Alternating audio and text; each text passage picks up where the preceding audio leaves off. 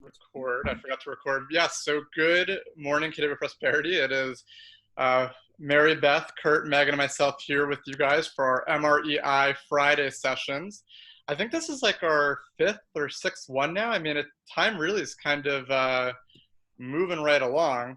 I think we started it in May, and so here we are, first week of June, right? So you probably get on. No, and I've heard a lot of good feedback from agents in the office when I've been doing some care calls that they are plugging into our daily MREA calls or MREI calls, that they're all very informative. So thank you guys for taking the time to really be able to impart your wisdom and knowledge on this.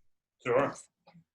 And so I guess one place where we can start, Mary Beth, and I know you had some stuff you wanted to share as well, yet yesterday on our MREA call, we were talking about the net $1 million stage, and one of the challenges from getting from earn $1 million to net $1 million is sticking to the budget model and controlling your costs. Yeah. And I think since this is an MREI and wealth building platform and type call, Mary Beth and I spoke to this yesterday, but maybe Kurt and Megan, do you want to speak just how what your budget model is like, how that, maybe you have that for your real estate business versus your investment business, if there are, and how that differs, and maybe to go from there. Yeah, so to also piggyback on that is I've been studying with the Win, Make, Give podcast with Ben Kinney and downloading his stuff, plus from the Dave Ramsey financial piece, I've said that, and there's tools there to make us think about what retirement looks like. And so retirement for Godfrey and I, if I want to retire in I think it was 10 years from now, I'm 42, was about $7 million that I needed to have for retirement. So I'm not scared by that number because I actually thought creatively, and I'll share with you. But that was a number there. And then on the Win, Make, Give podcast, he was really sharing about the 50, 25, 25, living on 50%, and then with the other two 25s. But he said there's many models because depending on where you are in life, and Kurt just shared with us on our last session about, the addition that's coming to the family.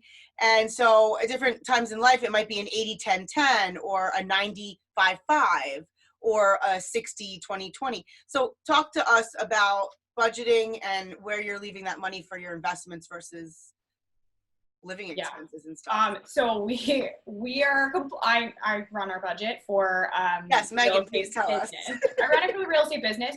Actually, Grace's husband, Jeremy, runs our budgets for our flip properties, and any hold properties that we have with them. But I also run our budget for, our two investment properties that we just own. But we have a date on Saturday to completely redo our budget, and how we're thinking about paying ourselves out of our real estate business. I know this is more about investing, but we've lived this. Well, it's more about running the budget so that you can make decisions. Exactly, and I think we have been following the Win, Make, Give Wealth series with Ben Kinney, and honestly, it's totally changed the way that both of us are looking at it. And Kurt has said multiple times now, he needs to be involved in it and not just be like, oh yeah, it's a thing that Meg does. And, cause I need help with it too. I need his input and kind of what we're saving for, cause he's got that futuristic, brain. But, what we have been doing basically is taking the commission check that comes in and splitting it up into all the buckets, the Dave Ramsey, into the different envelope system. So that's kind of how we've been doing. And one of the envelopes is actually there's profit, and then there is one for future investments, which is kind of savings and kind of a multitude of things. But I think we are completely changing the way we're doing that now, and we're actually paying ourselves a salary. So I have figured out, this is what we're kind of going through on Saturday, is we're doing the highlighter thing with our budget, just trying to see where our money is going right now, especially because we don't actually have overhead at the moment, just because we're living with family while we finish our house, and our house is paid for. And so so we don't really have a whole lot of overhead. You're going to have a house and a baby coming. So exactly. You're going to have new budget items. Exactly. So we're figuring out kind of what those essential things are on a monthly basis, and then what those optional things are. And then how much money do we need to live on, and we will be paying ourselves a salary on that. So it's predictable. Wants and needs, and you called them essential and optional. Yes. So figuring out what those costs are monthly, and then just paying ourselves salary on that. So that's kind of how we're going to shift. And then, then we can look at if we've hit our quarterly goals. Are we paying ourselves owner's profit? Are we looking at the end of the year, like, are we paying ourselves more? What does that look like? And then we can kind of divvy up between our real estate business to a different bucket for investment. So that would ensure if you have a fantastic September, you don't decide to go on a trip with the extra money that you have in September. Yeah. Right. Or don't decide to buy a $10,000 refrigerator. Yeah. Or a crib. Kind of where I'm at. I mean, listen, once these, I know, Kurt, I know you probably just make it in the backyard or something, but once the baby comes or things start happening, you're like, oh, your essentials might turn into, your options might turn into essentials in your mind, and you got to be careful with that. So sticking to a budget, and like we're talking with the MREI, is if you're not sticking to a budget and you get a little emotional about a project, you can really lose your profit in that as well. Yeah. So budgeting. I have a P&L for each of our properties as well. I have a P&L for our business. I've got a budget for our regular life expenses, and then I actually have a P&L for each of the properties as well. So we keep track of that, mostly for our accountant at the end of the year, so she knows what's happening. And we can kind of do, because we sit down with her, and we'll probably sit with her in July and kind of be like, okay, so we're in first half of the year, do we need to make adjustments, etc., because this is where we're at. Especially given how quickly this year is going and how we're actually doing really well this year business wise, which is great. But that also changes what our quarterly payments are for our taxes. So I have to kind of readjust those things. And that's something that I've been trying to get him to really be on board with for a long time, even though numbers are not his thing. We're trying to really move forward together in that, so that, because we were going to have to make decisions for I know you were listening, but he did say he has to have a different relationship with that part of the business. Yeah. Right? So that's just that ownership there. Yeah, and we're looking, Ben Kinney, if you are not listening to that Win Make Give podcast, please do it. It's free and it's wonderful. We've sent it to almost every one of our investment clients already, because what we have figured out is we were looking at his 4% rule for retirement. And I'm like, okay, well, say we want $200,000 a year to live on for retirement. How are we getting that money? And I'm like, how can I have my investment properties actually make that money? Okay. And then we're looking at okay, well, our first investment property that we bought in 25 years, when it's fully paid, that should be making what with inflation? It should be somewhere in the 10,000 plus a month. So if you figure that per year, now I'm at 120K a year. Now I only have to find 80,000. Now you find your second property. Okay, our second property will also be paid off, and that actually makes, that is probably going to be 8,000 a month. So you add, we're basically at 20 grand a month. And now we've hit our $200,000 that we need. So now I don't have to have $8 million in the bank for my retirement fund. I don't need my 401k. The same brain, okay? Yeah. So I'm like, how many? So we're sitting there going through Linda McKissick's freedom number of okay, what is the lifestyle that we want? How much money do we need for that lifestyle? I want to be in Turks and Caicos for a month out of every year. Right. How do I get there? I want to buy a piece of property there. Well, you can only buy it cash. They don't mortgage anything. So I'm like, okay, how do I get that? What is that number? So, and that number might be $400,000 a year. I don't know.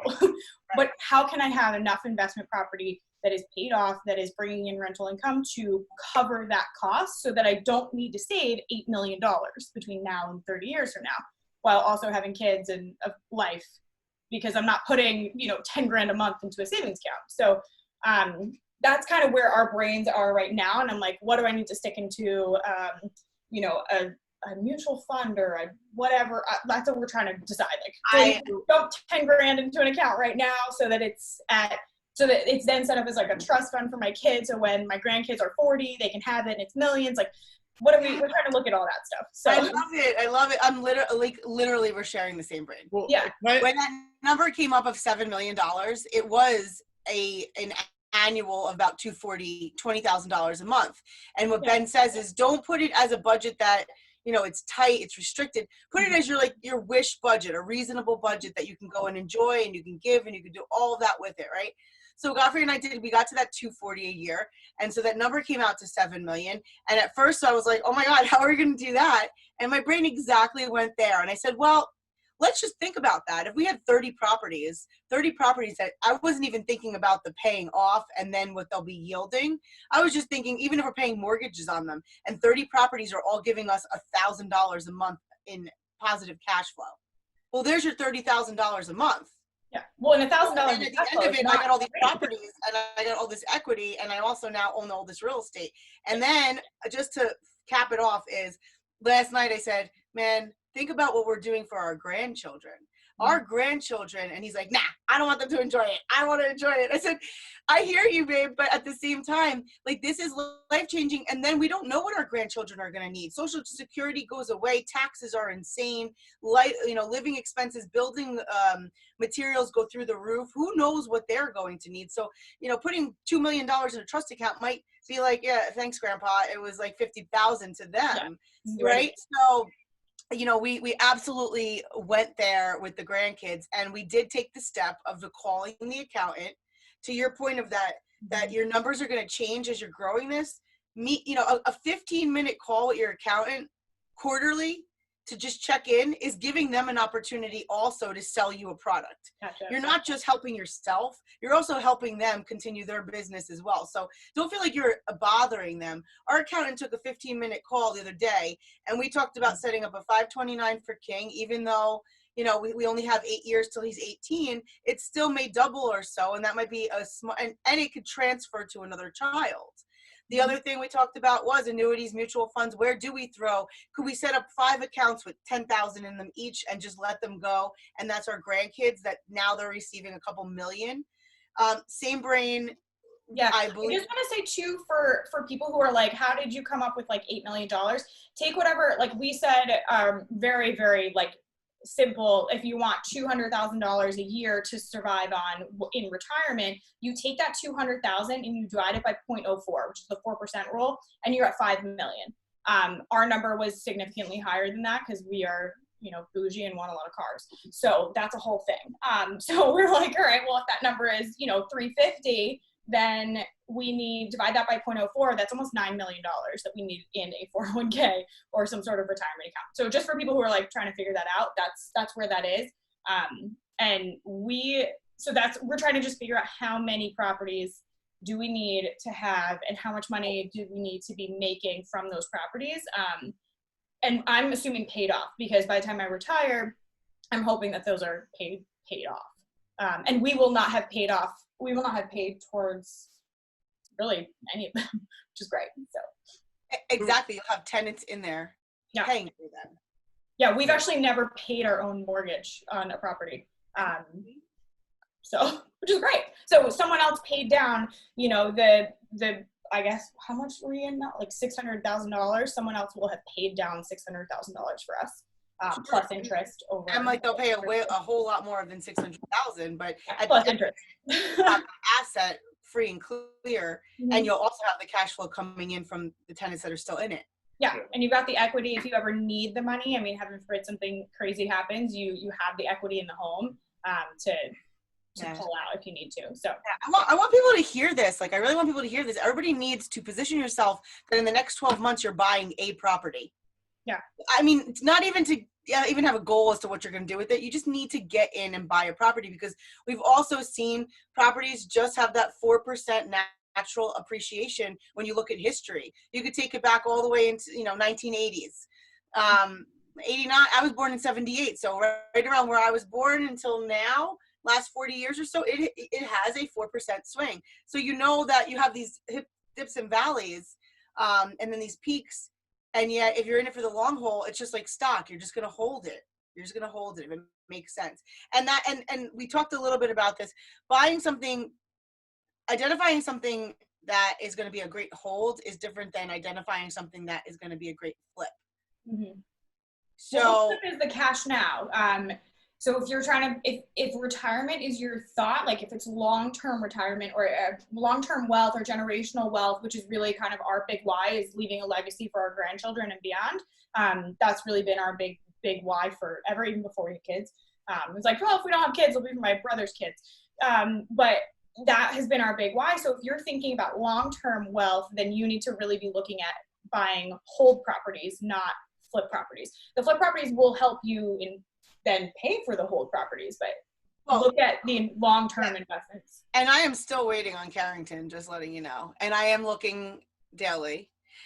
So we don't know about that one. But as I am waiting, I am thinking, you know what, if they come back at me, I probably will buy and hold that one.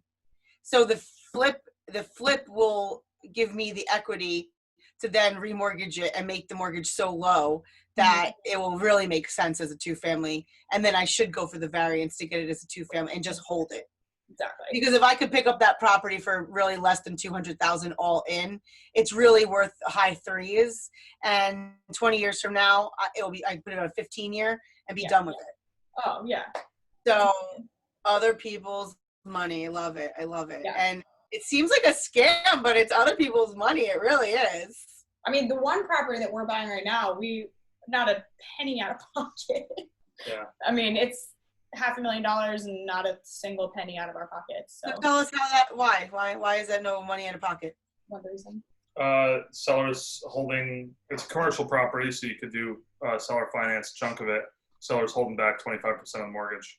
So 30-year and payments with a 3-year balloon. So we got to increase the value of the property and refi him out in 3 years.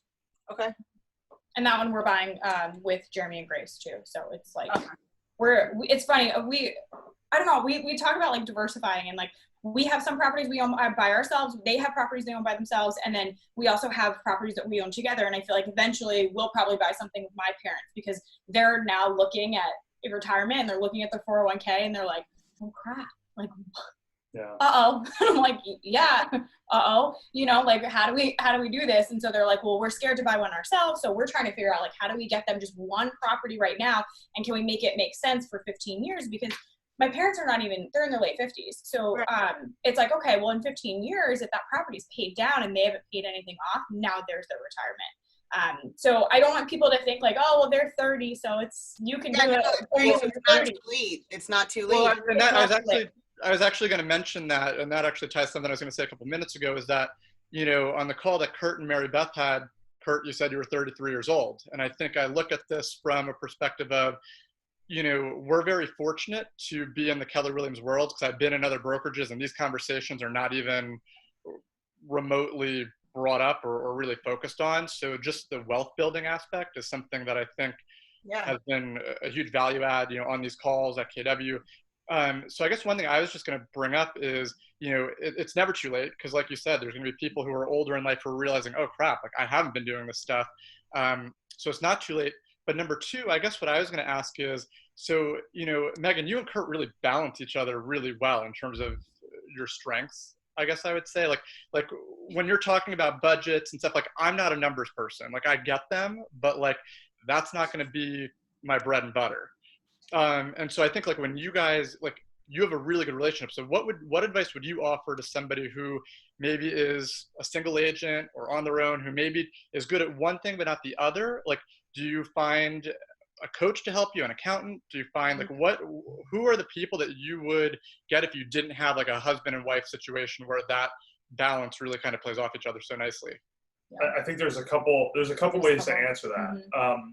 Number one is the strategy that has always been my preference, which is find partners with people who complement your strengths. Mm-hmm. So whether that's a life partner, whether that's a business partner, I think it's very important that, I think it's important to find a life partner that complements your strengths anyway. And whenever you see it happen, it's an amazing thing. But I think in sense of a business perspective too, I think that's really important. I think what Meg and I have together and what Jeremy and Grace have together, I think we complement each other really well. The four of us all have different strengths there too. So that would be number one. The other way is just like, if you're like me and that you've kind of said, you know, you're not a numbers person. So, you know, we can relate. Yeah. Like, you just got to do it. And honestly, like that's something I've avoided my entire life, which is why I partner with people who are good at it. But now I wish I could have had a different perspective on that. And I wish I would have there are some times, I learned this in music too. There are some times where you can, there are weaknesses that you should compartmentalize and ignore because they don't matter. Yeah. And there are some weaknesses that you need to work on that do matter. Yeah. So for me, I'm bringing it to music, playing drums. There was never a marching band or a drum corps in Kinnelon growing up. So when I went to college and I was watching those guys that had a drum corps, their hands are unbelievable. And when you're very dominant handed, your right hand, my right hand is so much better than my left hand. And the marching people didn't have that issue because they practiced that all the time. Now, I can do one of two things. I can either say, well, I'm never going to have that left hand strength or clarity, and I'll just ignore that part, which would be in that case, that's obviously the wrong answer because you want to have balance there. Yep. If it was something where, look, I'm not a jazz, I don't have the finesse to play jazz. Yep. Fine, I don't ever have to play jazz. It's not that important, but I do have to use my left hand. So when it comes to that, you do have to understand numbers. You do have to work it. You can't just cut off your left hand and not have that skill anymore. So I don't have one. yeah, then I'd be Def Leppard. The drummer has one arm. That's a joke. But there are some things that are worth rounding your skills out for, and there are some things that are really not that important. If you don't have renovation vision for a project, who cares? But if you don't have number sense, that is a skill you got to work on. Well, there's so many resources. So I think what I would say to people who are like, oh, I don't have that. Like, I mean, I don't like naturally have that. Like, I sat down with my dad, who's an engineer and is like Excel spreadsheet like master, and was like, help. And when I was moving to New York City, I was 21, and I was like, I need a budget. I don't know what to do. And he was like, all right. So I would say seek out those people who you know are good at that, and just ask them for a little bit of their time. Like, I'll buy you coffee, I'll buy you lunch, whatever, and just ask them for a little bit of your time. There's also so many free resources. Like this Ben Kinney thing, the amount of free resources that he is giving out literally free is insane. The amount of stuff that's on the $600 class. I know, and it's free, and that's why I'm sending it to all of our clients. But the amount of resources that are on KW, the amount of resources that you can find, you have to study those things. Like, I'm not great at social media. I'm trying my best. So I've become a student of social media. Like I am like trying to figure out how to do this and like really build our brand so that social media sales is a big part of our business, and it has been. But consistency is key when it comes to any of these things. You have to consistently study them and look at them. You can't just like start your numbers in January and then just be like, March, whatever. Like, you have to keep going. Like, it has to be a consistent. I think that's really great that you just said that, though, because I think most people, the perspective is that social media is easy for you, and oh, well, she's young and she just knows how to do it. And I think to your point is, if we think about it, social media and the marketing through social media has not really excelled except for the last few years. So it's new to everybody, really, to use it in the real estate business the way we're using it. And so to your point is, you have to take time to learn it, to learn whatever it is to Kurt. Is it the left hand? Is it, if it's essential in the business for you to excel, the budget, well, you might have to watch some of this Ben Kinney, or go into the Mrei and start studying the charts and graphs that are in there. Or, I mean, there's so many opportunities there in the budget. You just set aside, that's the same thing that Mary Beth and you and I were talking about. It's like, set aside time every single week. Like, I give myself time every week. I spend a little more time in our office, like a little more like back end. Kurt's a little more out in the field, just with me being pregnant. So I actually spend at least an hour a week studying something. So like yesterday I watched a social media mastermind with 3 women who are in Arizona who are like crushing social media, and learned some great nuggets. Most of it was like, got it. But like some of those things in there were like, yes, this is what I needed, which then led me down to a whole nother path. And it's the same with the budget. You know, I've been really looking into into like retirement and what does that look like, and how can I actually like put my real estate business better, because our basic real estate budget was doing what it needed to do for the first 2 years. But now we've grown to a point that like, it's not really serving us the way that I need it to. I need it a little more in depth, and I'm trying to figure out, do I need QuickBooks? Do I not? So that's really where I'm like struggling right now. And that is a call to my accountant. So I've been talking to her a lot. So again, pull out those resources and set aside that time. Because if you don't set aside the time, then you'll never do it. It'll just be like in the back of your head of like, oh, I should do this. I should do this. And you won't actually do it. So. Perfect. And imagine, I'm grateful for all of this, because imagine I pick my head up 8 more years down the road and I'm 50. Okay. And I haven't even thought or had these kind of conversations. 8 years in the investment world can literally be life-changing. And at 50, who knows if I would have the energy, or, I don't know where you'd be at that life, at that point in life. So it's not too late to start. Yep. I would just encourage people to dive in. Thank you. Yeah. Well, I think that's a good way to end today's call. And thank you guys again, as always, for being on with us today. And we'll see you guys next Friday. Sounds good. Bye, guys. Thank you. Bye, guys.